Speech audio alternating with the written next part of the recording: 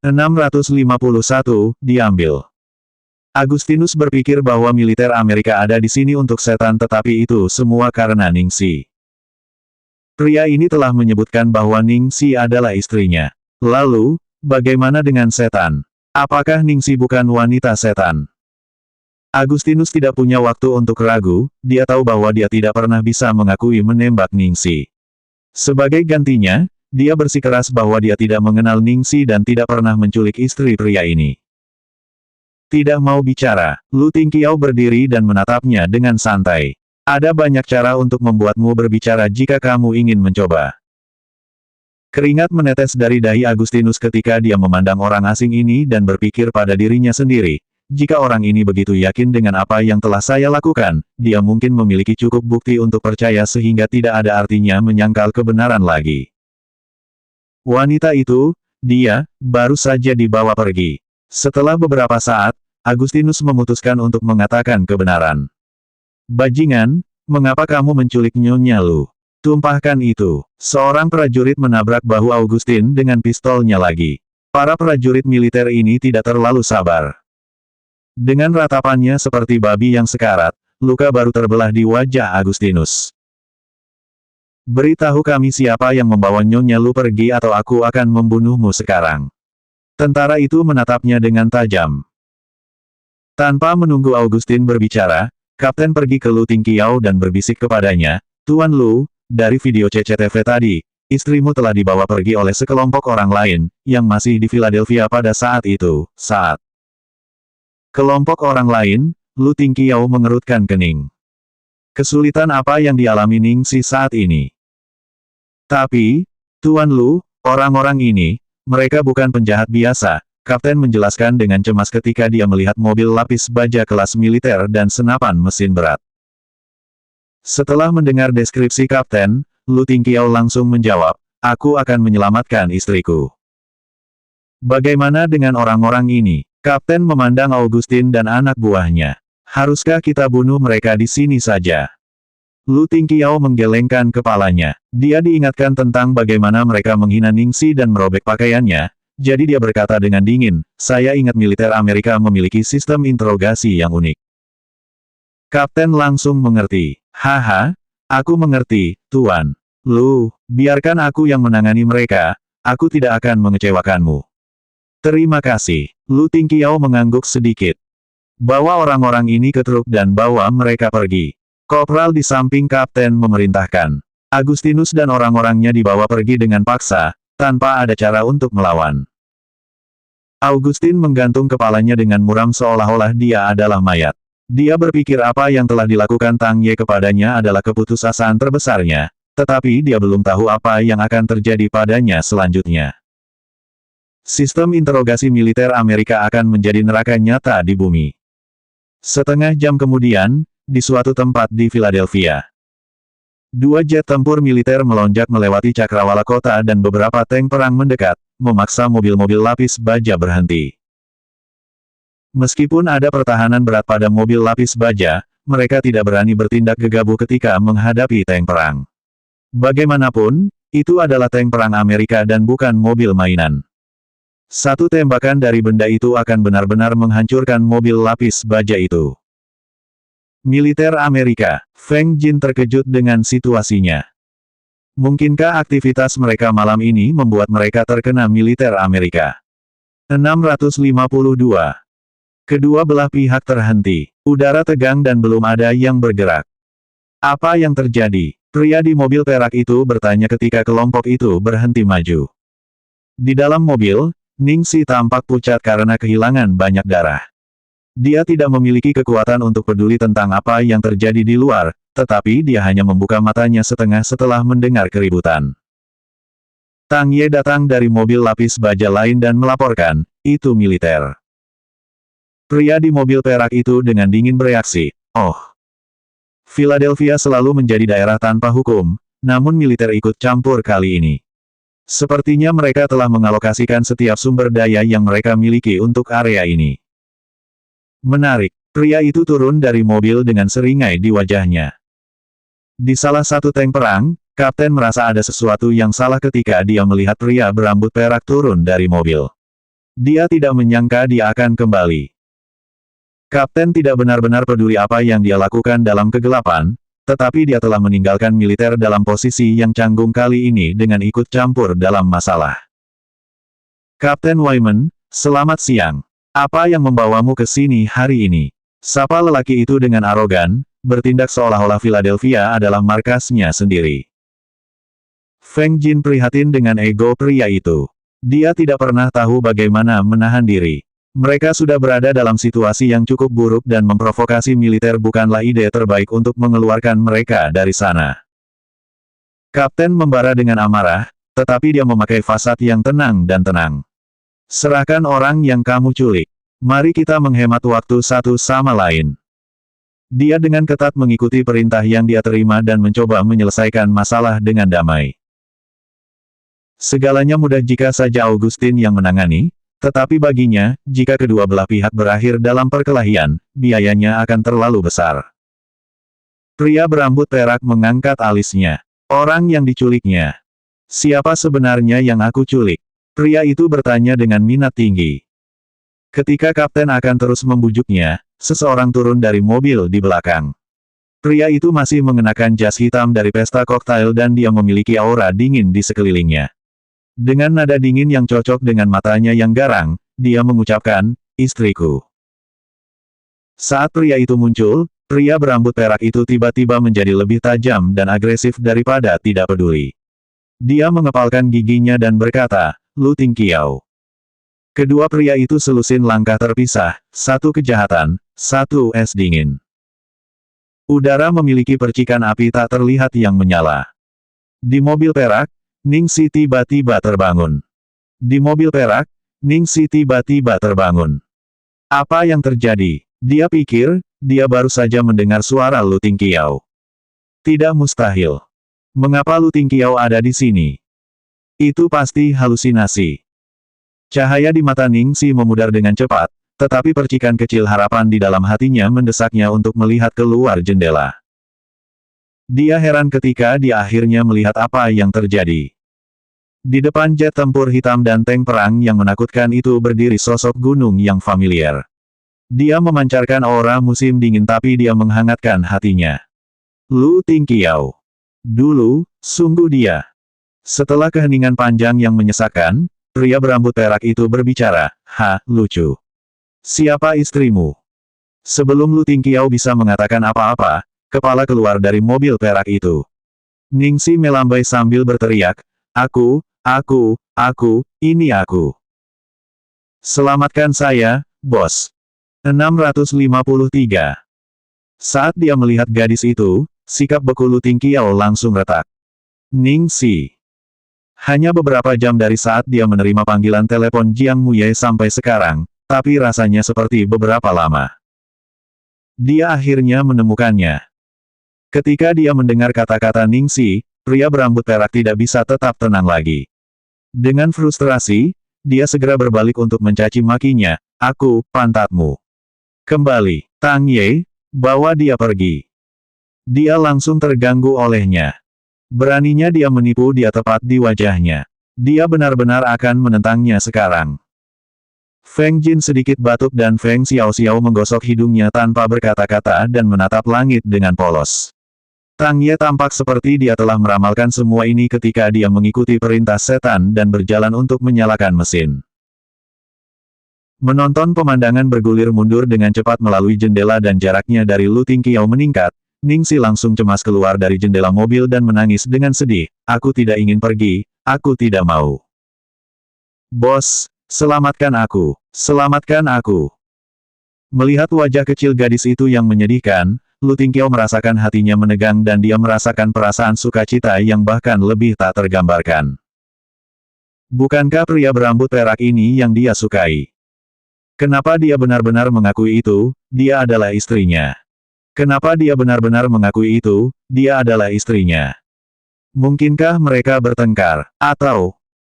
Pria berambut perak itu berjuang untuk menelan kemarahannya yang hampir kehilangan kendali dan berkata dengan nada acuh tak acuh terbaiknya, Ketika bayi saya dalam bahaya, di mana Anda? Saya menyelamatkannya dan sekarang Anda di sini untuk mengambil semua kredit.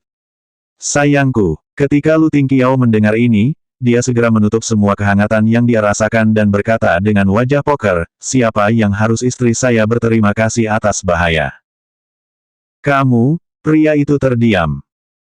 Memang benar bahwa Agustinus hanya memilih Ningxi karena dia dan bahwa jika dia tidak mengatur untuk bertemu Ningxi di sini, dia tidak akan bertemu dengan bahaya. Setelah itu, tidak yakin apa yang dipikirkan pria itu, tetapi dia mulai curiga dan menatap Feng Xiaoxiao. Kapan bocah itu mengubah namanya menjadi Nei Ren 1? Feng Xiaoxiao merasakan tetesan keringat dingin mengalir di dahinya ketika dia menjawab, bos, Nei Ren, bukan nama. Ini adalah bentuk alamat untuk istrimu, pada dasarnya berarti, istriku. Pria berambut perak itu segera meraung, apa? Bagian belakangmu, apakah ini resmi sekarang? Kamu, Nei Ren. Ketika dia melihat Nyonya Lu aman, Kapten akhirnya bisa lega sementara dia terus menasihati setan, biarkan Nyonya Lu pergi. Semuanya bisa dinegosiasikan, itu yang bisa saya katakan. Jika Anda terus tidak mengindahkan, jangan salahkan kami karena menggunakan kekerasan. Hah, itu adalah keinginanku yang paling tinggi. Bukan hanya lelaki berambut perak itu tidak mundur, dia juga terlihat lebih bersemangat. Matanya yang coklat muda terpaku pada Lu Tingqiao seperti binatang. Feng Xi mengerutkan kening dan berkata, setan, kamu tidak bisa. Kapal akan segera tiba, kita bisa segera pergi, tidak perlu ada konflik dengan mereka pada saat seperti itu. Dia jelas sangat menentang gagasan untuk menghancurkan rencana apapun untuk wanita itu. Dia sudah tidak setuju dengan rencana sebelumnya melawan Augustin dengan kekuatan besar karena dia takut ada yang tidak beres. Sayangnya, situasinya lebih buruk daripada yang dia ramalkan. Setan, menyerahlah sejenak dan angin akan tenang sementara ombak mereda. Biarkan saja mereka yang pertama. Kita selalu bisa. Diam. Dengan tak berdaya, Feng Jin memandang ke arah Feng Xiaoxiao untuk meminta bantuan. Feng Xiaoxiao mengangkat bahu dan tampak bersedia tetapi tidak dapat membantu. Dia tidak tahu mengapa setiap kali pria itu bertemu dengan sesuatu yang berhubungan dengan Lu Tingqiao, dia akan gatal untuk pertarungan berdarah. Plus, kali ini berhubungan dengan Little Junior Sister, jadi itu adalah penyebab yang hilang tidak peduli siapa yang menasihatinya. 654, aku akan membawamu. Di sisi lain, Kapten dengan sungguh-sungguh menasihati Lu Tingqiao, Tuan Lu, situasinya tidak terlihat positif.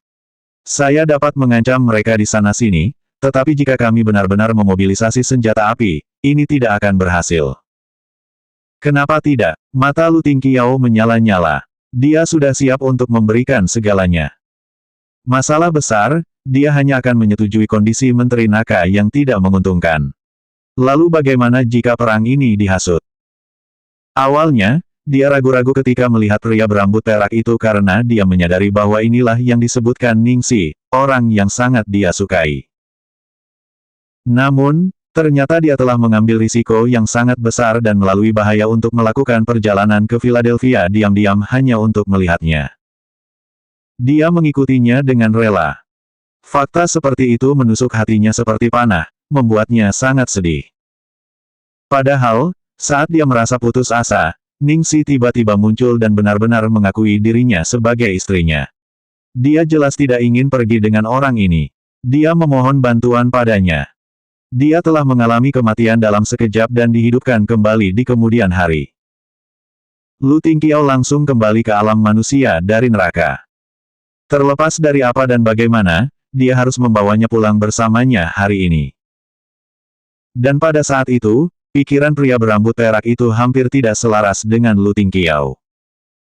Anak nakal, tidak mau pergi denganku, lalu, aku akan membawamu pergi bersamaku. Anak nakal, tidak mau pergi denganku, lalu, aku akan membawamu pergi bersamaku.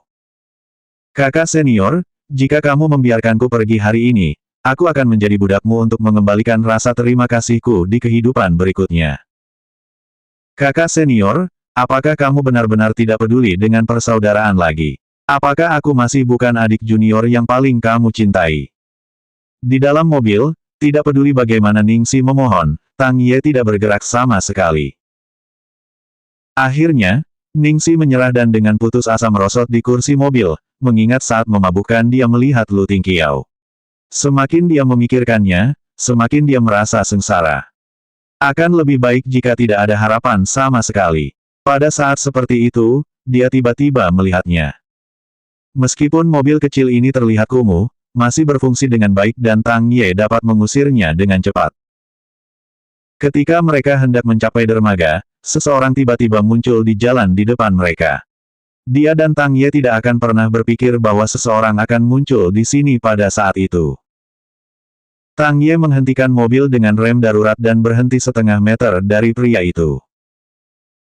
Mereka melihat bahwa orang yang menghalangi jalannya adalah seseorang dengan rambut coklat keriting, kulit kecoklatan, dan ekspresi acuh tak acuh.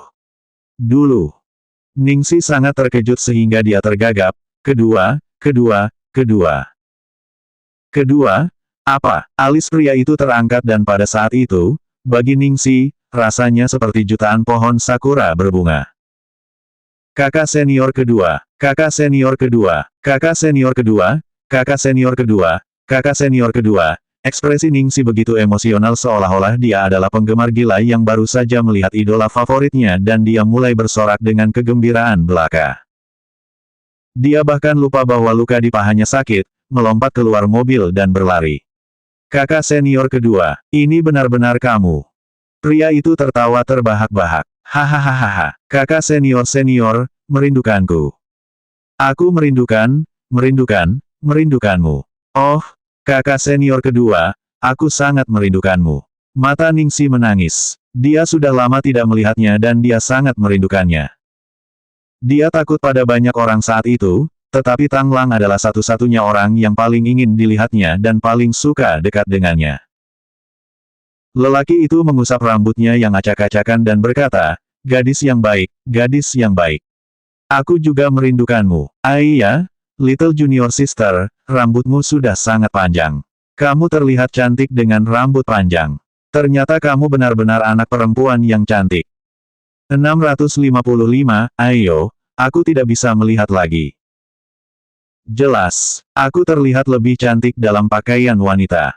Kakak senior kedua, kemana kamu menghilang? Kakak senior mengatakan dia tidak melihatmu selama lebih dari setengah tahun. Dan kamu juga belum menghubungi aku. Ningsi meratap. Tang Lang menatapnya dengan alis terangkat dan berkata, sentuh. Mereka berdua mengenang lama sekali sampai Tang Ye menyela, Tang Lang.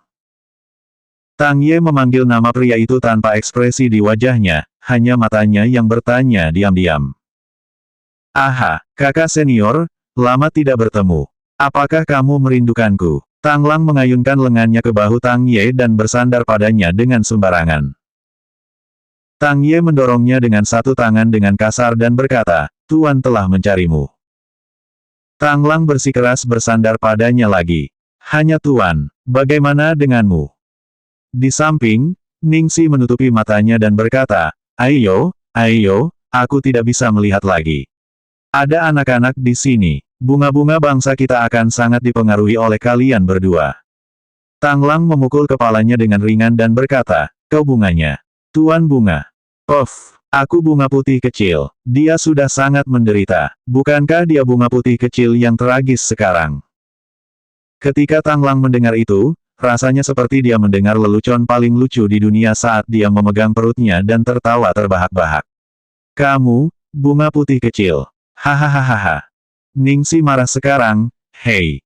Mengapa saya tidak bisa menjadi bunga putih kecil? Apakah Anda harus tertawa sekeras ini? Hahaha, Tang Lang memegangi perutnya dan tertawa begitu keras sehingga dia tidak bisa berkata apa-apa. Ningsi tidak memperhatikan bagaimana tetapi yang dia lihat adalah bahwa sementara Tang Lang masih tertawa keras, lengannya tiba-tiba bergerak ke belakang leher Tang Ye dan menyuntikkan cairan bening ke dalam pria itu. Tang Ye bahkan tidak punya waktu untuk bereaksi sebelum dia jatuh. Ya dewa, kakak senior kedua, apa yang kamu lakukan? Mengapa kamu menyerang kakak senior? Ningsi terkejut. Kamu bodoh. Jelas untuk menyelamatkanmu. Tang Lang berseru saat dia membawa tubuh Tang Ye yang lemas dan dengan hati-hati menempatkannya di pinggir jalan. Ningsi masih tertegun, selamatkan aku. Tidak ada waktu untuk penjelasan. Ikut saja denganku cepat. Tang Lang bergegas saat dia dengan cepat membantu Ningsi ke mobil, lalu naik ke kursi pengemudi. Saat Tang Lang masuk, dia bingung. Ya dewa, mengapa setan mendapatkan mobil vintage yang ketinggalan zaman ini? Bagaimana saya mengendarai sampah ini? Aku tahu caranya, tapi kakiku sakit. Aku tidak bisa menggerakkannya. Ajari aku dengan cepat. Oke, biarkan aku mengajarimu. Sementara keduanya masih terbiasa mengendarai mobil, sebuah lengan tiba-tiba masuk dari jendela mobil dan mencengkeram Tang Lang yang ada di kursi pengemudi, menyeretnya keluar dari mobil melalui jendela. Tang Ye, yang tidak sadarkan diri, berdiri di samping mobil dengan gemetar dan memegang kemeja Tang Lang sambil tampak menakutkan. Tang Lang melarikan diri dengan berbalik dan keluar dari mantelnya sebelum dia melihat pria itu dengan tak percaya. Yesus, Tang Ye, kamu psiko. Aku sudah menggunakan 2 kali lipat jumlahnya. Bagaimana kamu bangun begitu cepat? Tang Ye menatapnya seperti patung, matanya yang hitam legam setajam belati. Jelaskan. Tang Lang mengerutkan kening, nadanya sedikit kesal. Aku tidak punya apa-apa untuk dijelaskan. Yang benar adalah seperti yang kamu lihat. Tang Ye mengertakkan gigi. Kamu mengkhianati organisasi. Tang Lang mendengus dan melihat sekeliling, mulutnya membentuk senyum. Hah, ya, aku tahu. Bagaimana dengan itu? Apakah kamu ingin memusnahkanku? Selanjutnya bab 656.